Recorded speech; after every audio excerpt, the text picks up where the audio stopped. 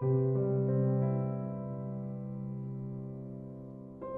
सब मुझे कहते हैं ना, टेक वुमेन के नाम से जानते हैं, टेक्नोलॉजी से रिलेटेड। तो हर बार जाके टेक्नोलॉजी और वुमेन एम्पावरमेंट के बारे में मैं बात करती हूँ। मेरे सामने इरफान भैया, ये हमारी प्रीति जी, श्वेतिमा जी सब बैठे हैं, सुपर टैलेंटेड और कहते हैं ना पावर पैक्ड पर्सनालिटीज। इन्होंने तो वुमेन एम्पावरमेंट की इन्होंने एक बड़ा अच्छा कहते हैं ना एलेबोरेट करके सब बता दिया। अब मेरे को लगता है कि जैसे मेरी लाइफ का ये फर्स्ट माइक है, मतलब ओपन माइक में फर्स्ट टाइम बैठी हूँ ऐसी जगह। मुझे ना कह रहे थे कि मुझे कुछ समझ ही नहीं आ रही थी जब मेरी इनसे प्रेरणा जैसे बात हुई कि मैं क्या बात करूंगी, क्योंकि हर इंसान को ना एक कहते हैं ना एक एक्सपोजर, एक ऐसा प्लेटफॉर्म मिलना चाहिए जहां वो अपने दिल की बात रख सके। तो मैं एक्साइटेड भी थी, दो मेरा आना बड़ा मुश्किल था आज, बट स्टिल जब मुझे लग रहा था कि मैं जाऊं और मैं कुछ ना कुछ ऐसा एक्सप्रेस जरूर करूं जो आज तक शायद किसी को पता नहीं होगा मेरे बारे में। सबको लगता है कि कहते हैं ना प्रमोशंस, इवेंट्स, एग्जीबिशंस और रील्स, ये वो एक अलग लाइफ है जो एक इससे भी हटके एक जो पीस ऑफ माइंड, जो मेरी कहते हैं ना एक शांत वाली जिंदगी है, वो बहुत अलग है इस लाइफ से। जो सोशल मीडिया में दिख रहा है वो मेरी रियल लाइफ है ही नहीं है, वो बिल्कुल डिफरेंट है। जो मेरी रियल लाइफ है वो मुझे लगता है कि आप सबके साथ शेयर करनी चाहिए। मैं टेक वुमेन बस जो बनी हूँ, मुझे लगता है कि सिर्फ और सिर्फ मेरे हस्बैंड की वजह से। मेरी लाइफ ने एक ऐसा चेंज लिया, ड्रास्टिक चेंज। मैं बहुत ज्यादा कहते ना पढ़ाकू बच्चा थी, बहुत इंटेलिजेंट थी, 10th 12th position holder, BSc में भी गोल्ड मेडलिस्ट एंड ऑल सब कुछ। तो मेरा एक ड्रीम था आईएएस बनने का। मैंने prelims, mains without any coaching सब क्वालिफाई किया, बट किसी रीजन की वजह से मैं दोनों बार इंटरव्यू नहीं कर पाई।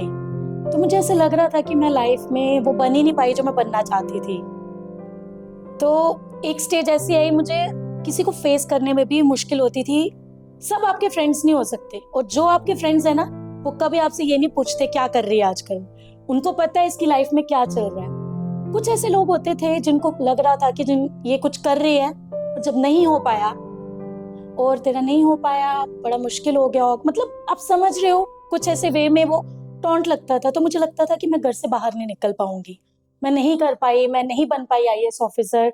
मेरे पापा को बहुत था कि मेरी बेटी एक बड़ी अच्छी पोस्ट पे पहुंचे। दो मेरे मम्मी पापा तो कहते हैं ना मेरी जिंदगी में अगर आज मैं कुछ भी हूँ सिर्फ उनकी वजह से हूँ। मेरे मम्मी पापा ने मेरे लिए बहुत सेक्रीफाइस की है अपने लाइफ में, बहुत ज्यादा। इनफैक्ट सबके पेरेंट्स करते हैं, बट मेरी मम्मी मेरी रोल मॉडल है, जिसे कहते हैं ना कि मैंने उनको देख के सीखा है कि प्यार क्या होता है, सेक्रीफाइस क्या होता है, और अपने बच्चों के लिए सारी जिंदगी कुर्बान कर देना। वो मेरी माँ से ज्यादा मुझे नहीं लगता मैं किसी और से सीख पाऊंगी।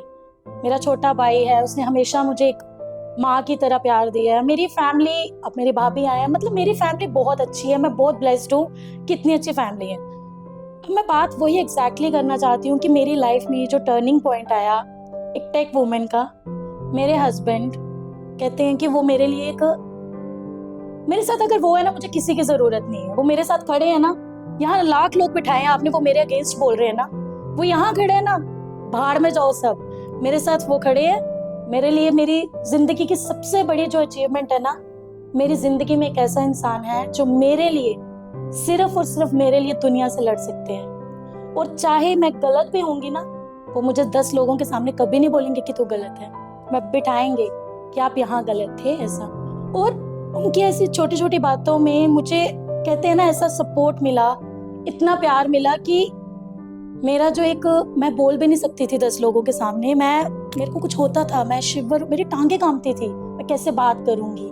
दो आप सब इतने अच्छे स्पीकर हो, मतलब आप लोगों को, आपकी वीडियोस जब मैं देखती थी तो मैं बोलती थी कितना अच्छा बोलते हैं। तो मेरे हस्बैंड अमन मुझे बोलते थे एक दिन ऐसा आएगा आप इन सबके साथ ऐसे ही बात करोगे, वो दिन दूर नहीं है। मैंने कहा नहीं, मैं नहीं बोल पाऊंगी, मैं कभी सामने ही नहीं जा पाऊंगी कैमरे के।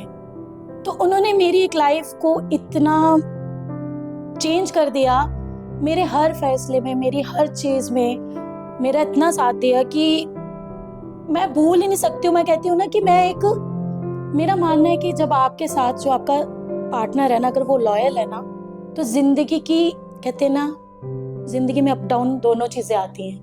मेरी शादी बहुत जल्दी भी नहीं कह सकती, बट जल्दी हुई थी। तो कुछ देखो, नई आजकल शादी होती है तो मोस्टली जब 2 साल के बाद 3 साल के बाद कोई मिलता है, क्या बोलते हैं, और बेबी कब होगा या बेबी कब हुआ ये। तो नहीं था मेरा बेबी, मेरे कुछ अपने हेल्थ इश्यूज थे, कुछ चीज़ों मैं कर रही थी फेस, अब मैं नहीं बता सकती थी हर किसी को। तो मेरा एक कहते हैं ना, बचपन से ही मैं 7th क्लास से एकादशी, पूर्णिमा, वो पूर्णिमा पूर्णमासी जिसे कहते हैं हम देसी लैंग्वेज में, मैं व्रत रखती थी 7th क्लास से। मैं बहुत, जिसे कहते हैं ना, स्पिरिचुअल हूँ, बहुत मानती हूँ उस ताकत को, क्योंकि उसने मेरे को बहुत कुछ दिया है, बिना मांगे भी दिया। तो मुझे विश्वास था कि अगर किसी चीज में डिले हो रहा है तो कुछ ना कुछ मेरा अच्छा ही है। तो मेरा आज बेटा है 3 साल का, महादेव की कृपा से सब कुछ अच्छा है मेरा। बट मैंने उस टाइम पे भी अपनी हिम्मत नहीं हारी थी, और मेरी हिम्मत नहीं हारने की वजह मेरे हस्बैंड थे। मेरी फैमिली इतनी सपोर्टिंग है। मेरे फादर इन लॉ, जब मैं बीमार होती हूँ ना तो वो मुझे उठने नहीं देते हैं बेड से। वो कहते हैं आप बैठो, 10 भी बज जाएंगे सुबह के, वो नाश्ता मेरे रूम में लेके आ जाएंगे, बच्चे आप करो, मैं आपके साथ हूँ। अगर आपकी जगह मेरी बेटी यहाँ पे बीमार होती तो मैं उसको नहीं खिलाता। मुझे लगता है कि यार ससुर है लेके आ रहे हैं, बट नहीं, इतनी अच्छी फैमिली मिलना मुझे लगता है कि इसी ब्लेसिंग से कम नहीं है। और आजकल जो कहते हैं ना, मैं बहुत सारे रील्स देखती हूँ, एक मजाक बनाया जाता है शादी को, शादी का एक पार्टनर का मजाक बनाया जाता है। मैं कहती हूँ ठीक है, सब अच्छे नहीं होते, बट जो अच्छे हैं एटलीस्ट आप एक आदमी को समझो तो सही, उसकी भी कुछ फीलिंग्स होती हैं। जैसे हम फीमेल, हम कहते हैं ना हमें कुछ चाहिए तो हमारी भी, उनकी भी होती है। वो दिन भर कहते हैं पूरा दिन स्ट्रगल करके काम करके जब घर आते हैं, वो क्या एक्सपेक्ट करते हैं कि बस एक प्यार से हम बात कर लें, उनकी परेशानी उनसे पूछें कि उनके साथ कैसा रहा उनका दिन। उस चीज के बजाय जब उनके साथ एक कहते हैं ना कंप्लेंट्स करना स्टार्ट कर दें, आज ऐसा हो गया वैसा हो गया, तो कहीं ना कहीं वो लोग भी बड़े अजीब सा फील करते हैं, डिप्रेस फील करते हैं। तो म्यूचुअल रिस्पेक्ट, म्यूचुअल केयर और ट्रस्ट बहुत जरूरी है रिलेशनशिप में। और ये तब बनता है कि जब आप एक दोनों अपनी तरफ से भी एफर्ट दे रहे हो और आगे से भी एफर्ट आ रहा है। बहुत सुंदर रिश्ता है ये शादी जो है ना, ये प्यार है, बहुत कहते हैं एक ब्लेसिंग है। इसको आप अगर अपनी जिंदगी में एक अच्छे तरीके से जियोगे ना तो आपकी जिंदगी बहुत हसीन हो जाएगी। बाकी मैंने आज तक ऐसा कभी शेयर ही नहीं की थी अपनी साइड, एंड थैंक्स टू प्रेरणा जिन्होंने मुझे आज एक ऐसा प्लेटफॉर्म दिया जहां मैं उस इंसान के बारे में, उस अपनी सुपर पावर जो मेरे हस्बैंड है, उसको मैं ये बता पाई कि वो मेरे लिए कितनी बड़ी ब्लेसिंग है। एंड मैं सबसे यही रिक्वेस्ट करती हूँ, अगर आपके पास ऐसा पार्टनर है ना तो उसको कहीं जाने मत दो। सब कुछ मिल जाएगा जिंदगी में, पैसा बहुत कमा लोगे, क्योंकि पैसा आजकल हर कोई कमा रहा है। दोस्त भी आपके बहुत अच्छे होंगे, बट जब आप घर में जाओगे ना रात को, जो आपका साथी है ना, जो आपका पार्टनर है, जो आपका सोलमेट है, उसके साथ ही जो डिस्कशंस होंगी, जो उसके साथ बात होगी ना, वो एक अलग सुकून होगा।